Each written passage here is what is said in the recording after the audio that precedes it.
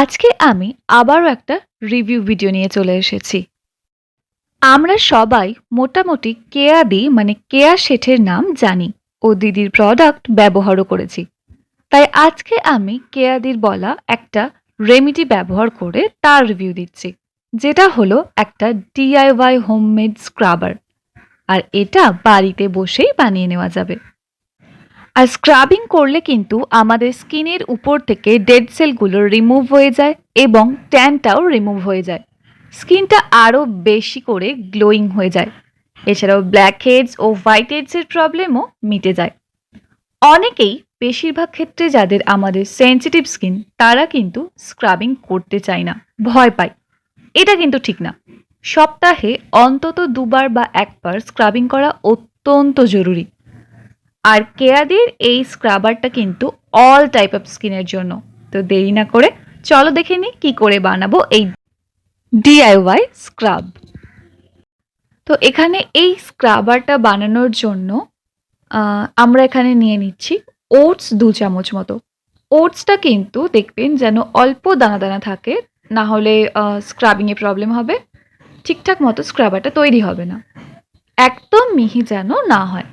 আর oats কিন্তু প্রত্যেক স্কিনেই খুব ভালো করে স্যুট করে। তবে বাড়িতে যদি ওটস না থাকে, সেক্ষেত্রে আপনারা চালের গুঁড়ো ব্যবহার করতে পারেন। কিন্তু যেহেতু এখানে কেয়াদি ওটস দিয়ে রেমেডিটা দেখিয়েছে, তাই আমিও ওটস ব্যবহার করার চেষ্টা করেছি।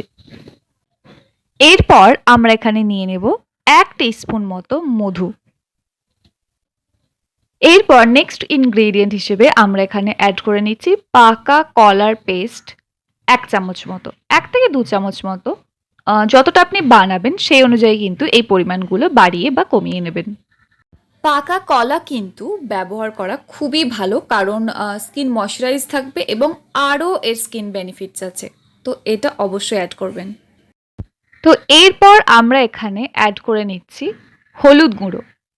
যদি কস্তুরি হলুদের গুঁড়ো হয় তাহলে তো খুবই ভালো, আর না হলে নর্মাল রান্না করার জন্য যে হলুদের গুঁড়ো নেওয়া হয় সেটা ইউজ করলেও হবে, কোনো অসুবিধা নেই। নেক্সট আমরা এখানে অ্যাড করে নেব মোটামুটি 1 চামচের মতো অলিভ অয়েল। তো এখানে যেহেতু কেয়াদির অলিভ অয়েল তো আমি এখানে ইউজ করছি না, কারণ ওখানে কেয়াদির ব্র্যান্ডের অলিভ অয়েল ইউজ করেছে। যদি তোমরা ওটা ইউজ করতে চাও, অ্যাবসলিউটলি ফাইন। আর এই মুহূর্তে যদি ওই ব্র্যান্ডের অলিভ অয়েল আপনার কাছে না থাকে, আপনি যে কোনো ব্র্যান্ডের অলিভ অয়েল নিতে পারেন, কোনো অসুবিধা নেই। তাহলে অলিভ অয়েলের বেনিফিটস তো আপনারা এখানে পাচ্ছেনই। আর যদি অলিভ অয়েল ইনকেস এখানে আপনার কাছে না থাকে অ্যাভেলেবেল, তো তাহলে আপনি এটা কোকোনাট অয়েল দিয়েও করতে পারেন, কোনো অসুবিধা নেই। নেক্সট আমরা এখানে অ্যাড করে নিচ্ছি 2 থেকে 3 চামচ মতো কাঁচা দুধ, যেটা কিন্তু আপনার বডির ট্যানটাকে রিমুভ করতে ভীষণভাবে হেল্প করবে।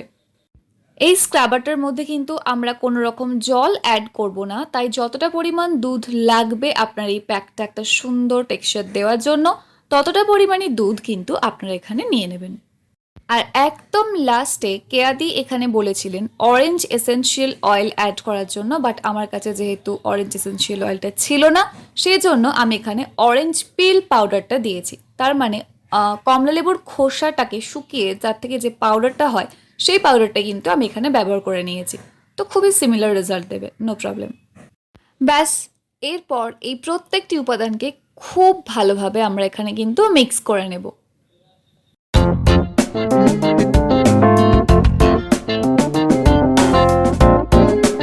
এবার এটাকে স্নানের আগে পুরো বডিতে, ও চাইলে আপনি এটাকে ফেসেও অ্যাপ্লাই করতে পারেন, কোনো প্রবলেম নেই, খুব ভালো করে অ্যাপ্লাই করে নিন।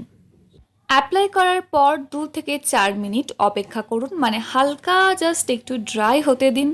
তারপর একটু হালকা জল দিয়ে খুব ভালোভাবে 1 থেকে 2 মিনিট ধরে মাসাজ করুন হালকা হাতে, একদম জোরে জোরে ঘষাঘষি করবেন না, খুব হালকাভাবে রাব করবেন।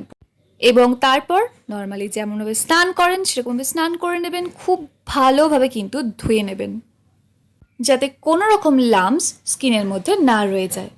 দেখবেন স্কিনটা ভীষণ সফট তো হয়ে যাবে, সাথে সাথে অদ্ভুতভাবে একটা ইনস্ট্যান্ট গ্লো করবে, ভীষণই গ্লোয়িং হয়ে যাবে স্কিন এই স্ক্রাবারটা ইউজ করার ফলে। সপ্তাহে অন্তত 2 থেকে 3 বার অ্যাটলিস্ট ২ বার যদি ব্যবহার করতে পারেন তাহলেই দেখতে পাবেন ডিফারেন্সটা। আমার দুটো হাতের মধ্যে ডিফারেন্স আশা করি বোঝাতে পারছি আমি।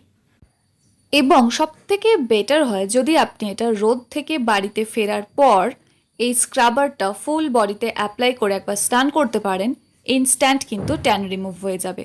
দেখবেন স্কিন ভীষণভাবে ব্রাইট হয়ে যাচ্ছে। আমার তো ভীষণই ভালো লেগেছে। আমি তো এটা কন্টিনিউ করবই। তো আমি আপনাদেরকে রিকোয়েস্ট করছি যে আপনারাও এটা বানিয়ে একবার ব্যবহার করে দেখুন। ভীষণই ভালো লাগবে। Trust me. So finally thank you কেয়াদি, এত সুন্দর একটা ভিডিও আমাদেরকে গিফট করার জন্য। আর আজকে এটুকুই। আবার দেখা হচ্ছে নেক্সট ভিডিওতে। Till then take care and bye bye. And finally thank you for watching this video. আর ভালো লাগলে অবশ্যই like, comment, share and subscribe তো করতেই হবে, তাই না? Thank you.